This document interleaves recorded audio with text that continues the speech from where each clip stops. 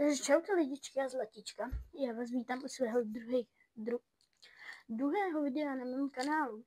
A protože nevím, co mám tak jakoby úplně jako natáčet, tak si tady otevřeme tento fejkový balíček Pokémonů. Takže asi můžeme jít na to.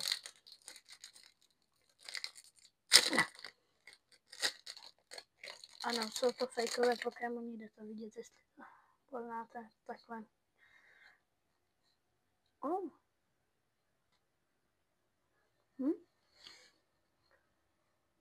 7670 HP. Dobrý. Deciduje. Já vám to radši číslo nebudu. O další. 7750 HP. A další. Graplocked. 8200 HP. Oh my god. Look at that. Bro. 33640 HP. A dále tady máme Agrona Včko. 7230 HP. Dále tu zde je Glaceon VMAX.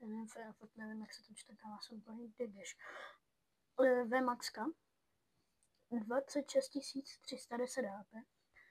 Kingler VMAX. 43320 HP. Ano. Dobrý. Butterfree. 8190 HP. Raichu. 7690 HP. A Shaymin V-Star 8450 HP. Takže lidičky, dnešní asi nejlepší úlovek je teda tím pádem tato. Já vám děkuji za zhlédnutí. Dávejte mi lajčíky.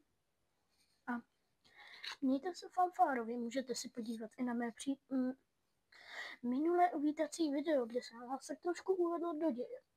A doufám, že se vám teda bude líbit, už to zase opakuju, a uvidíme se asi u dalšího videjka a mějte se fanfárově. Čau.